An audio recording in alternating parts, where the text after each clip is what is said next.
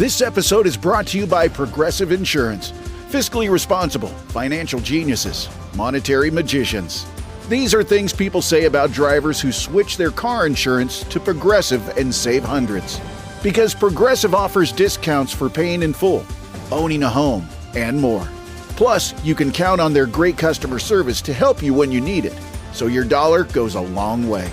Visit Progressive.com to see if you could save on car insurance. Progressive Casualty Insurance Company and Affiliates. Potential savings will vary. Not available in all states or situations.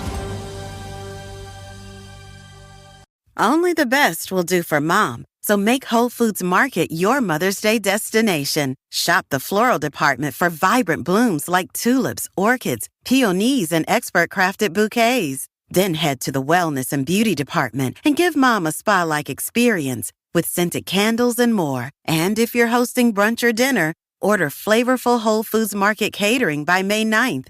Celebrate Mother's Day with Whole Foods Market in store and online. Jared knows what moms really want for Mother's Day. The opportunity to just sleep in and dream of idle playgrounds, empty sinks, and perfectly folded laundry. Of course, there's no better way to compliment mom's peace of mind than with a piece of fine jewelry from Jared Jewelers. A sparkling diamond pendant necklace, or even 14-karat gold hoop earrings. Perfect for the woman who keeps everything in your family perfect. This Mother's Day, be the dad who went to Jared.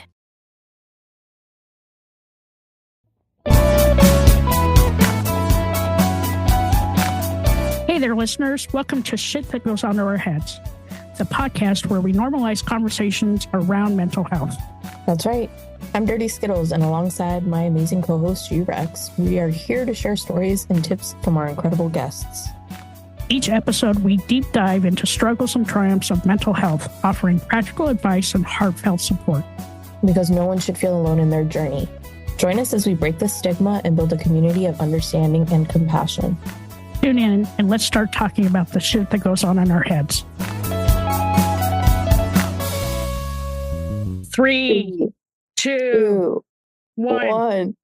Welcome back to another episode of Shit That Goes On Our Heads. Today, I'm here with my amazing co-host, Dirty Skittles, and we have an amazing guest, Pearl. Welcome, Pearl, to our podcast. So awesome to have you here. Welcome. Thank you for having me. I'm so excited to be here with both of you. I know, I'm excited to get to listen to your story and your journey. I'm thrilled. I'm excited to share it. And it's been an interesting journey for sure. And as you guys both know, we go on different paths. And sometimes we think we got to change the path, but we forget it's already been pre-done for us. So I'm excited to share some of that with you. Those are like the like when you're taking like a road trip and you stop to see like the biggest dinosaur in the world or whatever. Yeah. Those little detours. Yeah, 100%. Those detours are what keeps us going. Yeah, seriously. Oh, yeah. I like to equate especially when I coach with my clients, I'll try to give them we talk about their GPS roadmap, like where do you want to go, right? And we talk about how you have to prepare for the road trip, right? You have to prepare, what are you packing? What kind of lunch are you taking? And then while you're driving up the mountain, you're going to pull off to the side of the mountain and you're going to view the beautiful scenic route. And what you're going to do is you're going to eat your lunch. But we don't like to litter, and we don't like to litter in our life. So I like to talk about how you're going to take what trash you have to leave at that little stop, scenic route, and put in a trash can and continue on up to the top of the mountain. You're going to do the same thing there, but now you get the whole view of the entire mountain. And then you get to leave whatever trash truly has been like holding you back. And then we're not going to be Jack and Jill. We're not going to roll down the mountain. We're going to take that stroll down because we got to think about what's the next goal I want to achieve? Where do I want to go now? And so you're going to stop again coming down the mountain and get rid of whatever else is going to hold you back and start doing the trip again and start on that roadmap. I love that. I literally could see myself as you were talking. I'm like, yes, I see the trash can that I'm putting my trash in and I see the beautiful view. And yeah, I could completely envision all that. That's really cool. I've never thought about it that way. Yeah. Mm-hmm. And often people do. I mean, Gretchen and I, you've been on my podcast before, Gretchen, we talked about how we forget that we got to release those things that hold us back. We forget that if we don't let those things go, it will continue to be that shackle on our life. And so we have to get rid of the trash, put it in the litter can, seal it up, and get rid of it really well. That was like one of my favorite parts about the first time I went through therapy was learning that I don't have to carry the burden all the time. Like the burden I was dealing with was no longer mine to carry, and I could let it go. And that was very freeing. It was amazing. And if somebody's listening, like that is so true. Like it is so freeing when you get rid of that stuff. I've talked, and part of my journey is how I've divorced my parents. And just recently, like my dad, like I feel like he stalks me wherever I go. He's like looking for where I'm going to be at the next spot. Right. And I just had to get on Telegram for this group that I'm part of. I'm like, oh my gosh, here we go. Another thing I have to add to my phone. Right. And then all of a sudden, like within 48 hours of being on this new app, who pops up? My dad. And I divorced my dad because of how he behaved towards me, how he behaved towards my kids, how when my son passed, who was mixed race that we adopted as a baby, how my dad had been racial to him. And then in his passing said horrible things about his passing and how he deserved to pass and all these things. And like, I literally divorced him. And so here he goes and sends me a message in Telegram. I'm like, oh my gosh, dear Lord, what are you telling me to do with this? And I literally just said, leave me alone. I resent him the obituary that I wrote him pre-COVID. And then I said, and by the way, and so if you're listening, somebody's going to say, how can you do that? That's your parents. It's no different than being in a toxic relationship, right? So I wrote to him too was, and by the way, there'll be no deathbed forgiveness because life happens now, not when you're dying. Whoa. All right. That was a lot. I'm like, wait, what? Talk about the shit in our head, right? You guys? Yeah. So interesting thing you mentioned. So I can totally relate to, not with my parents, but people in my family who I have chosen are no longer part of my life, right? I have my reasons. I think G-Rex, you used to say this to me, at least it felt like a lot to say, protect your peace. These are individuals who are attacking my peace. I don't need them in my life. I have quote unquote divorced them, right? Like they are not a part of my thing, but I never went as far as writing them an obituary. So that is like something I've never heard anybody talk about. Why the obituary? Was that like the final, like for you, that's what you needed to move away from that relationship? Yeah. So a little backstory there. So my parents divorced after 43 years of marriage. And so my dad did some terrible things when my son was there, probably middle school age, at my parents' house. My mom wasn't home and my dad was selling some of my mom's favorite things. And my son, Matt, kept saying, why are you doing that? And he's like, don't say anything. You'll never see your grandparents then. Like all these thoughts he was putting in his head.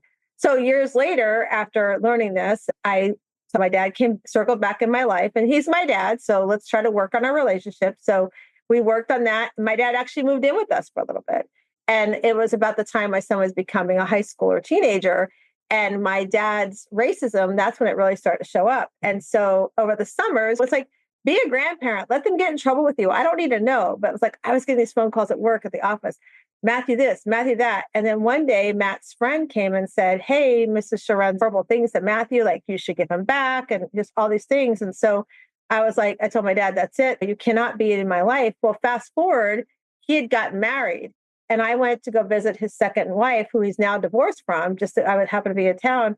And when we were sitting there, she said to me, she needed to tell me something. And she basically told me, like, okay, when we have our kids, we tell our kids, even when we grow up, remember, put your stuff where you take it off at. You always know where your things are. Well, Matthew played football.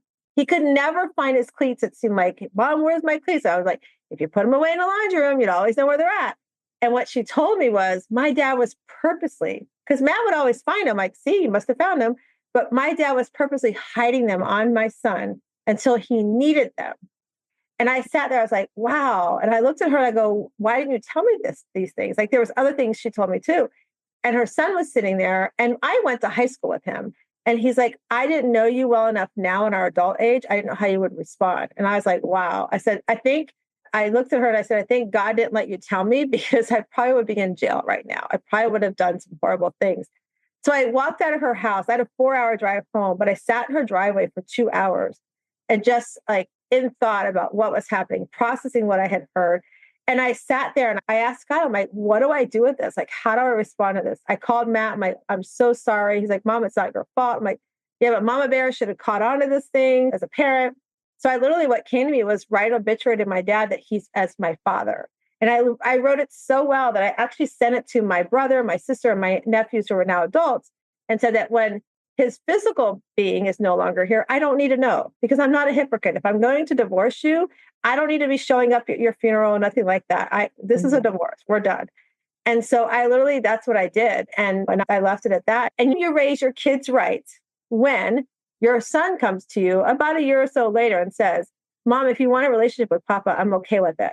And I was like, thank you. And I don't want a relationship because those kind of people I don't want in my life and I don't want in your life. Those kind of people are not people that I want to be around. I don't want to surround myself around those kind of people. And so to this day, even after Matt's passing, my younger son, Nate, he actually called my dad one time he's like, Mom, can I call Papa? I'm like, yeah, here's the phone call. I'm not going to keep them from having a relationship. It's up to them. And my dad actually took up the phone. He said, I have no grandchildren. And he hung up the phone on my son. So he ruined that relationship for them too. And so at one point we knew he was not good health-wise. I said to my boys, if you want to go see Papa, I will drive you up there. I will make sure you can see him. And they both said, funny thing is, there were two different cars, one with my husband, one with me. I told my one son, Nate, when we were driving, got to dinner, told my son, Matthew, they both said the same thing. If we weren't important enough to be his grandchild when he was healthy, why do we need to be important enough now? Mm-hmm. And I was like, I taught them boundaries, and I'm so glad I taught them boundaries. Yeah.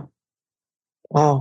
That's such a hard conversation though, right? And it's hard to make those decisions, but like you get tired of being crapped on and having so much angst in your life, it starts to eat away at your mental health.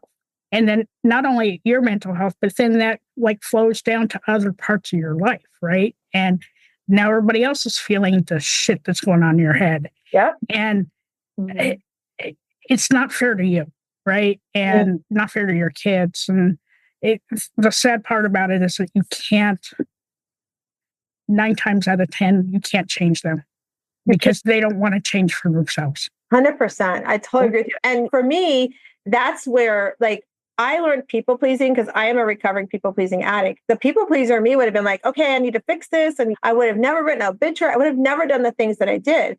But because I started working, as you were saying, my mental health and started working on that back in like 2015 and realized I was such a people pleaser. You probably could ask me to come help pick up the dog stuff in your yard. And I would have probably said, okay, I'll be right over. Right. I was so afraid of saying no to anything.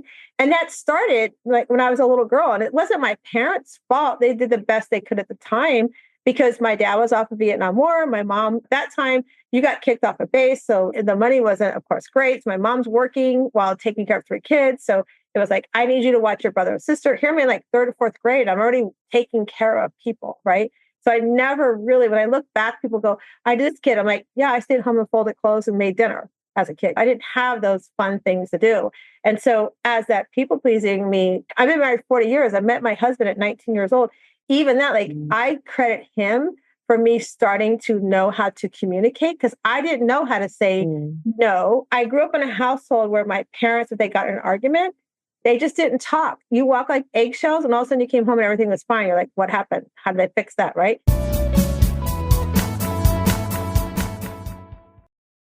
Jared knows what moms really want for Mother's Day. The opportunity to just sleep in and dream of idle playgrounds, empty sinks, and perfectly folded laundry. Of course, there's no better way to compliment mom's peace of mind than with a piece of fine jewelry from Jared Jewelers. A sparkling diamond pendant necklace, or even 14-karat gold hoop earrings. Perfect for the woman who keeps everything in your family perfect. This Mother's Day, be the dad who went to Jared.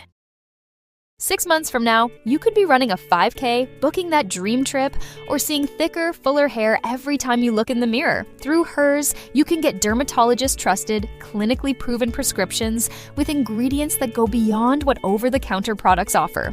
Whether you prefer oral or topical treatments, Hers has you covered. Getting started is simple. Just fill out an intake form online, and a licensed provider will recommend a customized plan just for you. The best part?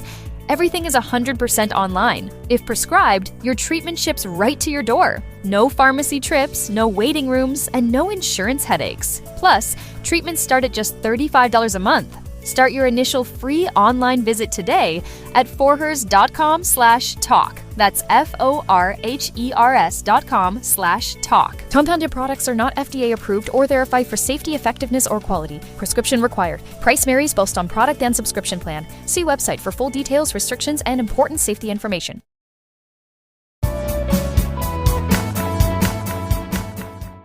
So that was a communication I knew. So when I met my husband, I didn't know how to communicate to him that I was upset, because the people pleaser me is like, oh, don't say anything because he might leave. He might react this way. He might yell at me or whatever.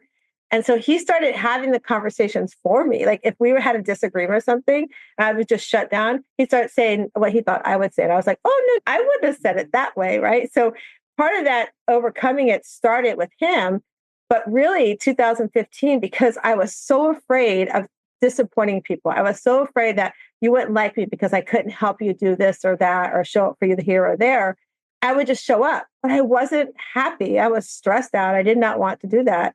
And something in 2015, I was doing just health and wellness coaching. I was just helping people with losing weight. I lost over 60 pounds, loved the program.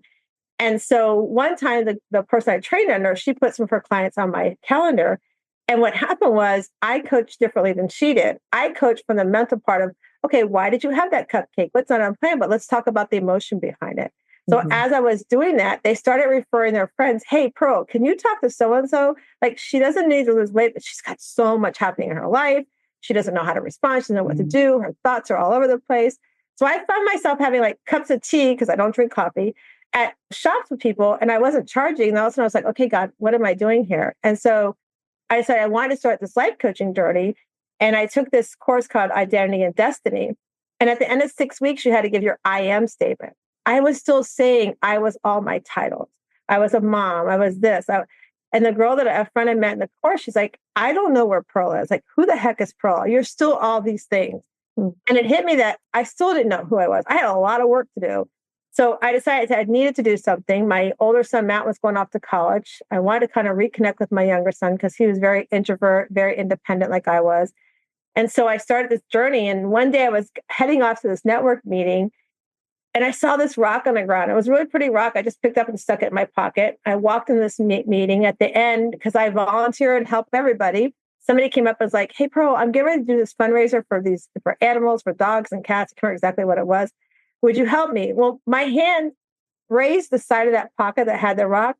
And all of a sudden it came out. No, like it just like that, it came out. So no, I can't do that. I was like, ooh, I didn't mean to say it that way. Like I felt really bad, but I was like, that didn't hurt. So I went home and I decided this is a sign. And so I took that rock and made a commitment to myself that I would say no to something or someone 3 times in a day. At the end of the day, when I came home, had I not done that, I had either text, call, or email somebody no, without a reason why. Sorry, I'm not going to be able to help you with that. I can't get you that report, whatever it was. As I was doing, that's where my Shiro world started for me. That's where I started going, well, that didn't hurt. So I became stronger in understanding that no is a complete sentence, that you can say it as happy as you say yes. And then as that happened, I wasn't waking up in the middle of the night going, oh my God, I didn't turn that report in. I didn't go call that person to make that sponsorship. I was sleeping through the night, so I was happier. I wasn't stressed out. Kids asked me for something last minute for football or baseball or whatever it was. And then as that happened, I was like, I found this new empowerment. Like, I want to go teach and coach on this. I want to speak on this. I want to write about this. So I started doing those things. And then I started walking in rooms and people were like, what's different with you, Pearl? Like, have you cut your hair? Have you lost weight? I called it, I was glowing up. I had that radiant glow up walking into rooms. And truly what ended up happening is, as a little girl, I wanted to be a teacher, but I didn't have the guidance on how to go off to school and become this teacher. I started realizing this coaching, I was really enjoying it. So I went and got more education. So I started really being that original person I wanted to be, that teacher / coach. And so that's where the Shiro world started for me. And then I talked about stepping into your Shiro self. And then guess what happened? COVID hits. So here comes COVID. And I'm sitting and I'm watching behind my screen. My kids one's off in college, one's doing his adult life. And I was like, women are stressed out. Oh my God, I got to be home with my kids. I got to be home with my spouse or partner all day long. I love them all, but I don't want to be with them 24/7. And by the way, I send them to school to learn. I don't want to be their teacher. I got to do enough with them at home, right? So I was like, I called it, they had these, I need a Calgon take me away moment in my house. So I was like, I got to do something. So I started this 30-day self-care challenge. And that 30-day self-care challenge, every day you had to do something for 30 days. But every Sunday, we would get together on Zoom. We'd have a conversation of how it felt this week to do these things. What held you back? What was successful? At the end of 30 days, we're like, well, what are we going to do now? And that's where I took my Shiro world and I created my Shiro League. So every Sunday night to this day, here we are 5 years later almost, and we are still meeting every Sunday night from 8 to 9 p.m. We've talked about changing the dates, but everybody's like, no, we like Sunday because it's a great way to end the week and it's a great way to start the week. We talk about the good, the bad, the indifferent. We learn, we have guest speakers come in about everything in that wheel of life, finance, self-care, personal development, whatever that is. And it's just become this beautiful thing that as the three of us know, we take our pain we've gone through and we have to pay it forward. And for those that are listening, I feel like I say all the time, even the women that I coach that are in a home for women that are between homelessness and or surviving domestic violence, we all have a story. And it's our job to pay it forward, to empower somebody else to know that you're not alone. That your story may not be the same. And Gretchen and I, you've talked often, our stories are not the same, but there are some similar paths. They may not be the same, but we have a story and somebody needs to hear your story. So whether you're writing a book or you just leave a note on a pillow for the next person that's going to be coming in that space you're at, we need to do something to pay it forward. We don't need to feel alone, especially in the world we're in today. We don't need to feel alone. 100%. And all of us sharing our journeys and having our guests coming on and sharing their journeys, we unlock somebody else's prison, right? We give voice to what they're feeling because not everybody feels comfortable talking about what's going on. They want to, but yet at the same time, they don't want to feel alone. Right. And it takes a lot of vulnerability to talk about it, but we all learn from those really painful parts of our life to help us grow. And for me, I've seen my own personal growth. I've seen growth in Dirty Skittles. I've seen your growth. We all grow from it. I mean, yeah, it's a lot of shitty stuff that goes on, but you can grow from that as long as you don't sit in it, right? And you get the help that you need, right? Our previous guest, we talked a lot about going to therapy, right? Find the shit that works for you. And don't sit with it, but turn it into something beautiful. Yeah, I agree. I mean, I think that's a lot that's so powerful. Like what you said, find what works for you, because what works for me may not work for the other person. One of the things I learned that as I started saying no, I was able to stage that people pleaser, because as I was saying no, I started becoming known as a connector here in my community, because it's like, oh, I don't want to do that dog thing, but Mary Jane over here, she loves animals. Like, I love my animals at home, but go fundraising, no, thank you. But Mary Jane does. So what was happening was I started being able to go, you know what, that's not a good fit for me. And I know so-and-so. Let me introduce you to so-and-so. My friend Michelle Jewsbury, she'll tell everybody all the time, just go ask Pearl. Like, I've connected with different things. She's buying a house, right? I'm like, call this and this person. She looks at me, she's like, you really do know people. But that's what happens is you start becoming open and don't close your world that I think you have to do everything yourself. And you bring in these people around you. You have this, I call it, my friend Lisa and I call it your balcony people. You have the people that those 5 people that you can go to, but then you have these other tangles that you can connect out to. So my people pleasing was like, okay, cool. I don't have to do it, but let me just connect you with so-and-so. And if I did know anybody, I was just like, well, unfortunately, I don't know anybody to connect you to. It's just not a good fit for me. But like you said too, is go find what works for you, whether it's getting a coach, whether it's getting a therapist. There's nothing wrong in that. I think we've come through now, especially since COVID. One of the things I think we missed during COVID is not having more emphasis on the mental health that was happening behind the 4 walls. I feel like we missed that. We had our kids at home. They lost social skills. We lost communication. We didn't know how to communicate with our partners. So I don't know what the divorce rate is or not since COVID, but I'm sure that's a little bit spiked because of that. And I think because of that, we missed that mark. I think we're coming out of that more and saying we've got to talk about that it's no longer a taboo to talk about it. It's okay to have a conversation on it. and to get help. It's like people who have different addictions. You go get help, but you always have to work the program. I have a friend that's not working the program right now and has slipped backwards. And the conversation was, when you think you got it, that's when you still need to make sure you're checking in with the people who supported you, because that's when you get too comfortable and thinking I have it. That might not be how you want to check in. And even if it's a check-in every 2 weeks, but have those resources, because it's really powerful to understand that A, we're not alone. We don't have to do this life by ourselves. And B, there's no shame in communicating that I need help. Even me today, I still have a business coach. I still have a therapist I talk to. Like, I still reach out for those things. My son, we were talking about, I lost him, will be 3 years ago this July. He was 25 when he passed. Well, this past January, my youngest one had his 25th birthday. I went into December of last year saying, oh, it's not going to be a big deal. It feels kind of weird, but I've got this. I didn't realize till last week, when I looked at my month of January, it was so lacking in my productive that I was like, I didn't have it. I thought I had it. I didn't have it. It didn't feel comfortable knowing that my younger son is now going to be my oldest son that's here on this earth. Mm-hmm. And so I realized that was a time, and it reminded me that when we think we have it, that's when you reach out more for those people in your circle to help you. And that's even the Shiro League. When Matt passed, like I said, I created Shiro League because of what I saw happening during COVID.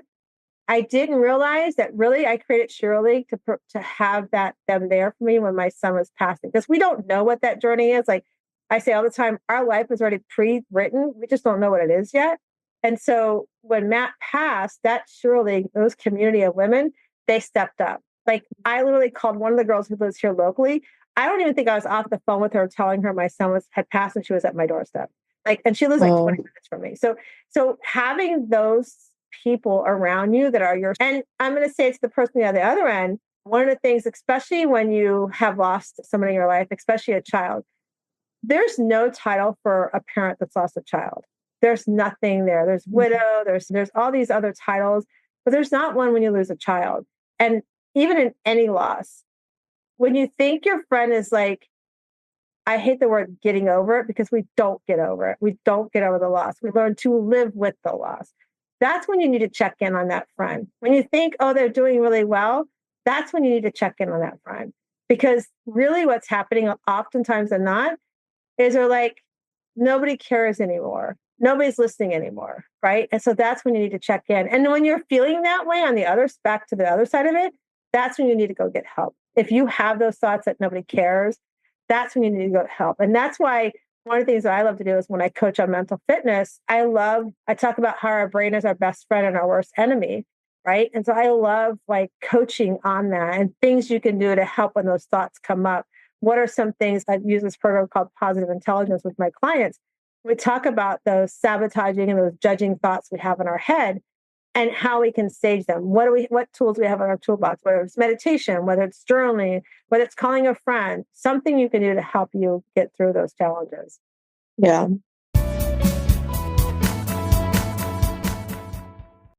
Six months from now, you could be running a 5K, booking that dream trip, or seeing thicker, fuller hair every time you look in the mirror. Through Hers, you can get dermatologist-trusted, clinically proven prescriptions with ingredients that go beyond what over-the-counter products offer. Whether you prefer oral or topical treatments, Hers has you covered. Getting started is simple. Just fill out an intake form online, and a licensed provider will recommend a customized plan just for you. The best part? Everything is 100% online. If prescribed, your treatment ships right to your door. No pharmacy trips, no waiting rooms, and no insurance headaches. Plus, treatments start at just $35 a month. Start your initial free online visit today at forhers.com/talk. That's forhers.com/talk. Compounded products are not FDA approved or verified for safety, effectiveness, or quality. Prescription required. Price varies based on product and subscription plan. See website for full details, restrictions, and important safety information.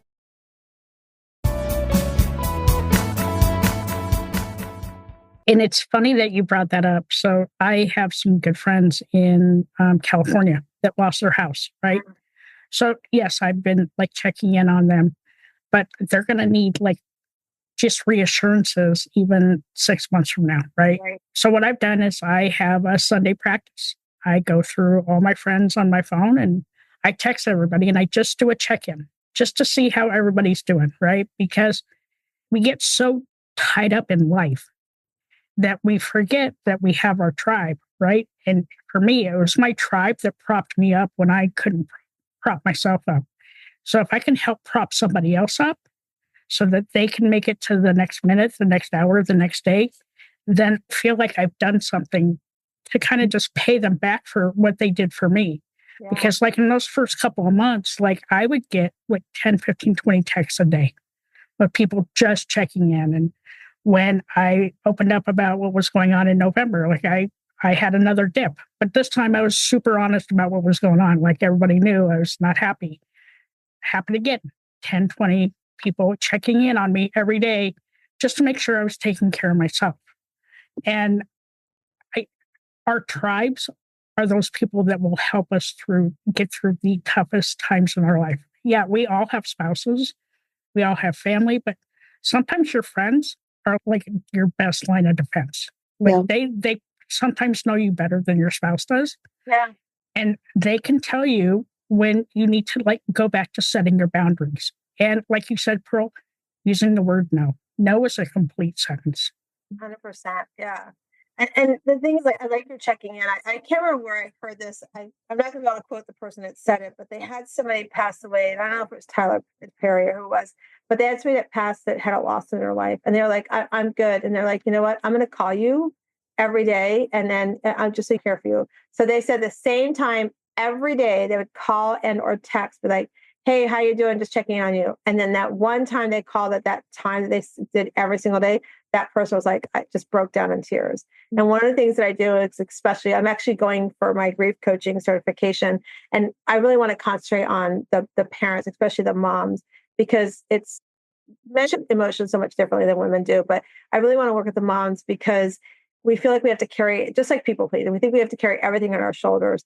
And so whenever I hear of a mom that's lost a child or anything, the first thing I do is reach out and say, I'm here whether you want to talk, scream, yell, or just sit in quietness on the telephone. You don't have to say a word.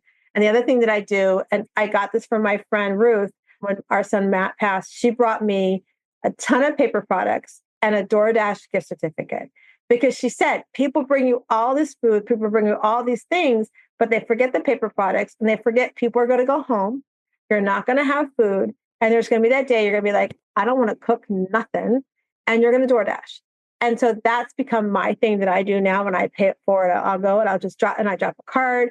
I don't even want to see you. And I just say, I'm here when you're ready to talk, right? Because it's a club I don't want anybody to join me in as a mom. And it's a club that we need to support one another in. And as we look at, it's amazing. My son made a choice to drink and drive that night. It was a terrible choice especially because he knew how much that was like a thing for me. We can't change it. Life's not a remote. We can't rewind it. But what can I do with this journey that I'm on? What can I do to pay it forward? How can I make a difference? And that's what I choose in my life. 2 days before Matt passed, 2015 is when he went off to college. That's when I really started working and coming over people pleasing. And when he and my husband and him had a business together, and 2 days before he passed, he was here at our house in the garage. They're working on some stuff for the business. And it's like, hey, Mom, can you throw me a bottle of water? So I chucked the bottle of water across the garage. And it's like, wow, not only have you figured out who you are, but you can throw something. And right there, like 2 days later, he passed. That's the best memory I have, is that he left this world knowing I figured my shit out. I figured out I have to put myself first so I can show up 100% for them.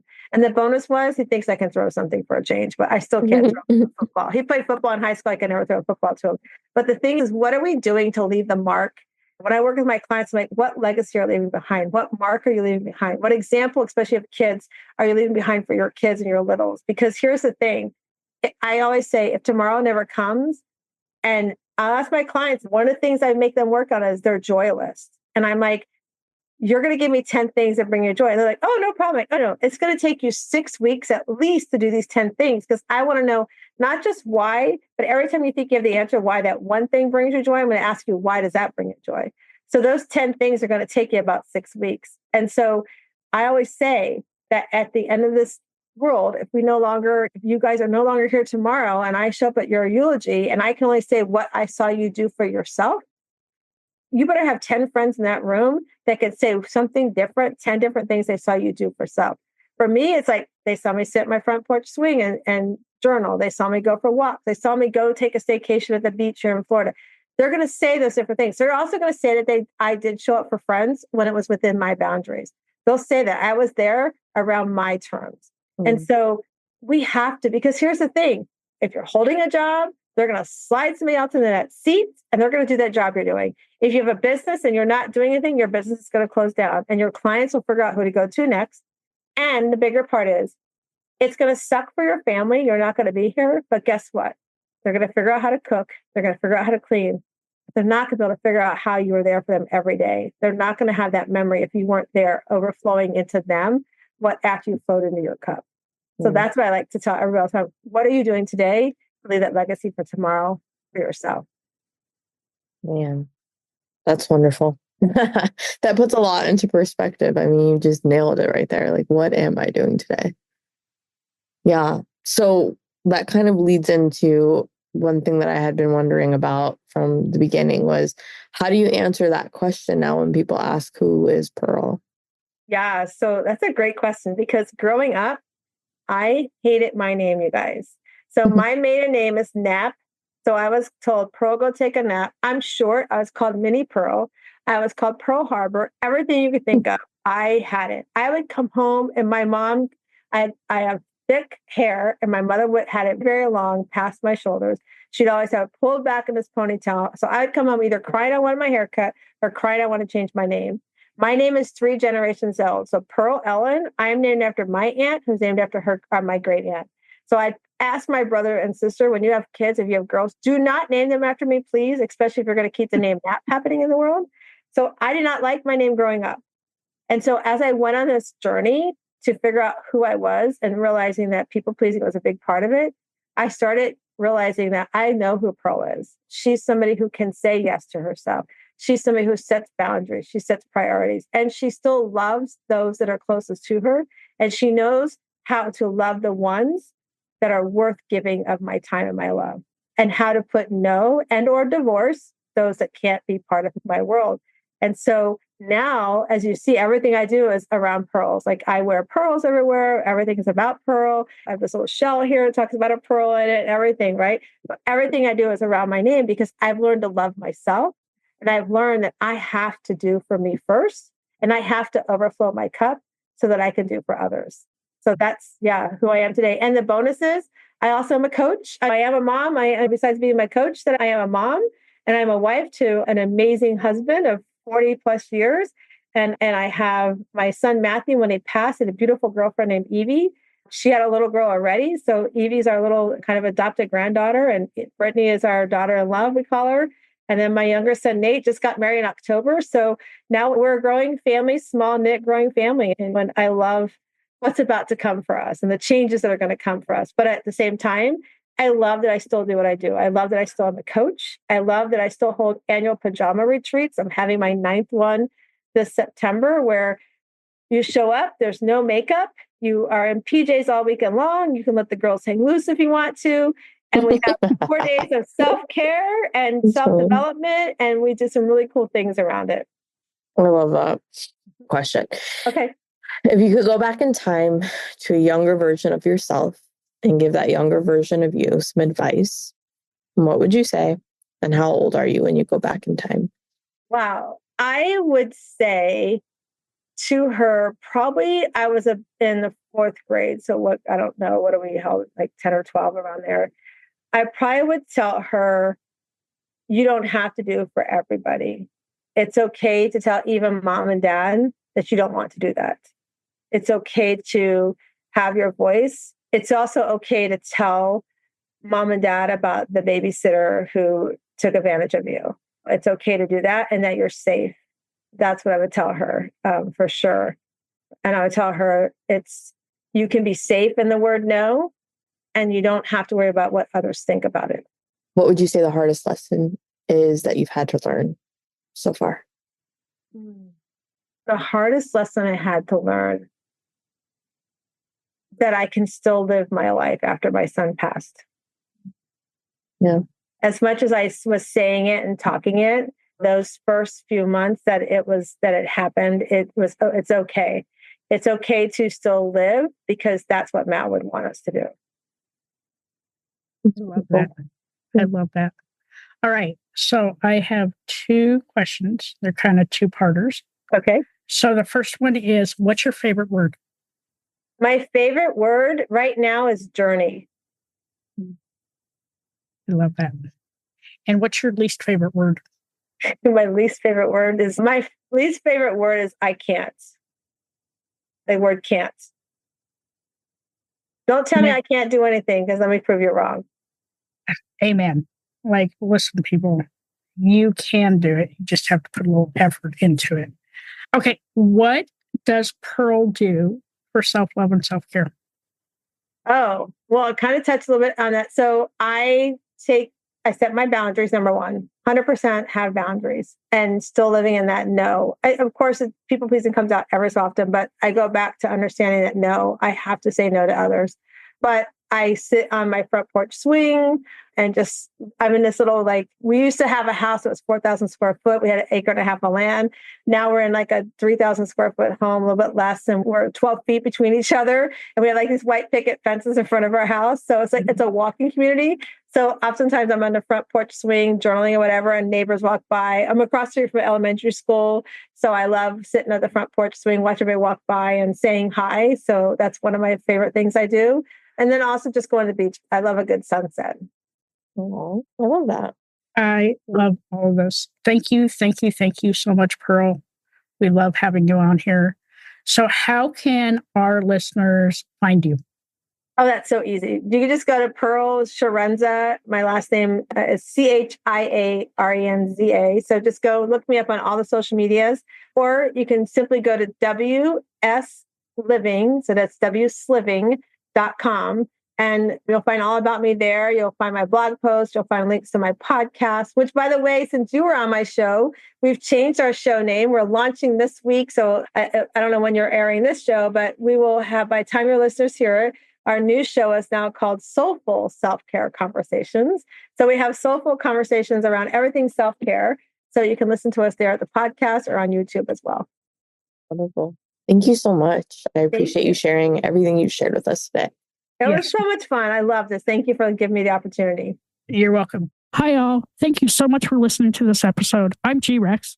And I'm Dirty Skittles.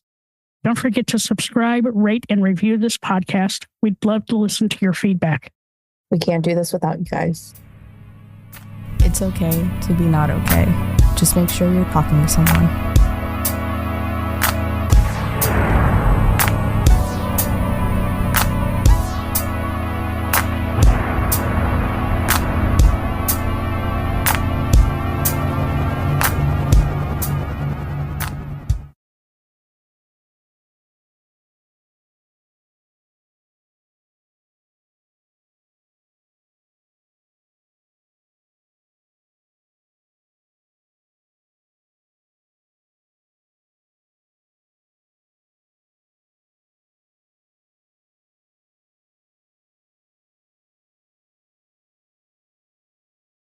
Six months from now, you could be running a 5K, booking that dream trip, or seeing thicker, fuller hair every time you look in the mirror. Through Hers, you can get dermatologist-trusted, clinically proven prescriptions with ingredients that go beyond what over-the-counter products offer. Whether you prefer oral or topical treatments, Hers has you covered. Getting started is simple. Just fill out an intake form online, and a licensed provider will recommend a customized plan just for you. The best part? Everything is 100% online. If prescribed, your treatment ships right to your door. No pharmacy trips, no waiting rooms, and no insurance headaches. Plus, treatments start at just $35 a month. Start your initial free online visit today at forhers.com/talk. That's forhers.com/talk. Compounded products are not FDA approved or verified for safety, effectiveness, or quality. Prescription required. Price varies based on product and subscription plan. See website for full details, restrictions, and important safety information.